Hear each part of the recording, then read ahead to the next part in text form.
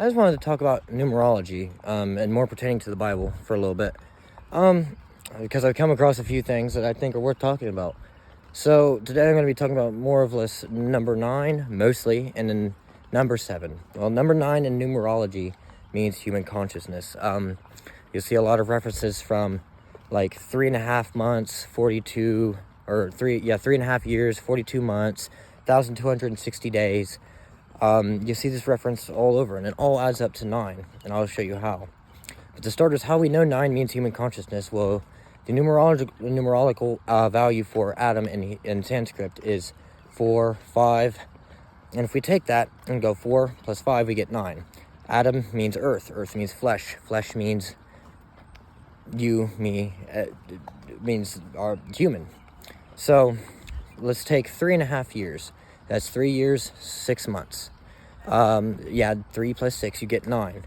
So if we take 42 months, there's 30 days in each month. So we take 42 times 30, you get 1,260. There's also a lot of references to that in the Bible. Well, we take 1 plus 2, that gets 3, plus 6, that makes 9. Now we can solve a few riddles. So, for example, do you guys remember the story of Jesus and John fishing? Well, John was not catching any fish at all. And Jesus said, if you want to catch fish, cast your net to the right side of the boat. And I thought that was a little weird, and I come to find out that just is deep biblical mysticism. What this means is, for example, fish in that time meant divine wisdom. So I thought, why don't I change a little bit of words up here? And I'm not doing this for no reason. I'll show you why. That I'm almost certain this is what this means too in a second. But if you want to cast fish or catch fish, cast your net to the right side of the boat. And I thought, well, let's change this up a little bit. If you want to cast or catch wisdom, cast your energy to the right hemisphere of the brain, meaning human consciousness, raising through the 7 chakras, directing your energy to the right hemisphere of the right hand of he who sits on the throne. Now, the reason I say this is because when John was in confusion and asked Jesus what this all meant, and they were talking, Jesus asked John, how many fish did we catch today? Well, John said, 153 fish. And Jesus said, and you still don't understand? Well, you take 1 plus 5 plus 3, you get 9, human consciousness. He also asked John, after we were done feeding the multitude, how many baskets of fish were left? John said 7. And you still don't understand? 7 means divine intervention, meaning that when he was feeding the multitude, it had a deep biblical meaning to it. Human 9 in there means it's pertaining to human consciousness. So if you want to have the understanding of God, the universe, and your place in it, you must raise your energy up, cast it to the right hemisphere of the brain, and there you will meet God. And this kind of, with this number 9 equals human consciousness thing, we can start to solve a few more riddles too, like the mark of the beast. Who is the beast? 666. Well, let's take 6 plus 6. You make 12. Plus 6 again, 18. 1 plus 8 equals 9. So the beast, with this knowledge, would be us, you, me. It's the beast that rapes, the beast that makes wars, the beast that chases for earthly desires. It's our earthly lower cardinal mind. And what about those who go to heaven? The 1,400 or the 144,000? Well, let's take 1 plus 4 plus 4. You get 9. You and me get to enter heaven. Our higher consciousness, our higher mind. The human thought cannot enter heaven, but our higher mind, the one that sits above the thoughts, can.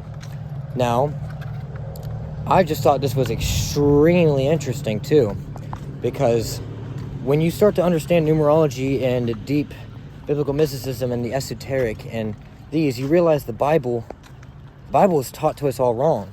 The Bible explains to us exactly how to experience heaven and become one with the Father. But we've just been looking at it all wrong. For example, like a lot of Christians will say, when you die, you want to have your life written on the book of life. So they all say. I'll show you where the book of life is. Go to Revelation 5:1, and I use King James Version. And it says, and I saw in the right hand of he who sits on the throne, the right hand, a book written within and on the back side, sealed with 7 seals. in Matthew. I forgot which one it is. You can look this up. I'm sure you'll find it.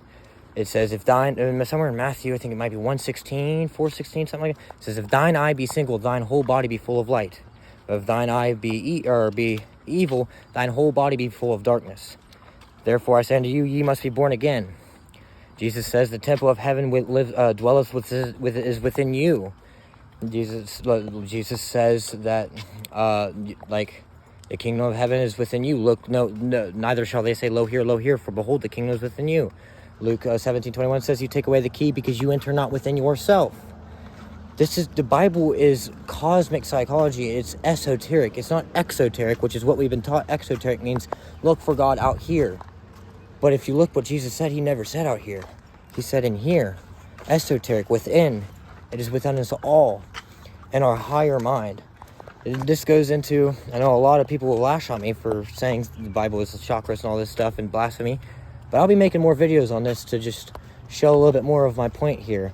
And nothing that I say here is blasphemy. These are all taken out, this is all what Jesus said. These are the words from the Bible. So, whether or not you say that I'm interpreting them wrong, or however those that want to say I'm blaspheming may say, I'm not. I'm saying exactly what Jesus said and what the Bible says. It's just I'm interpreting it in a different way. Because think of it like this. Jesus speaks nothing but in a parable. It says that he speaks nothing within a parable. Jesus says, I will open my mouth in parables. I will utter dark sayings of old. He says to understand a parable is to understand the words of the wise in their dark sayings. A parable is just a meaning, a symbolic meaning for something else. It means it has for example, if I say, boy, he really spilled the beans, or I go break a leg, I don't really mean kicking over a can of beans or go break your leg. I mean, or he said something he shouldn't have, or I hope you have a good time. And that's why I think sometimes it may not have been so much as the evil trying to change what they said, but also maybe a little bit of mistranslation.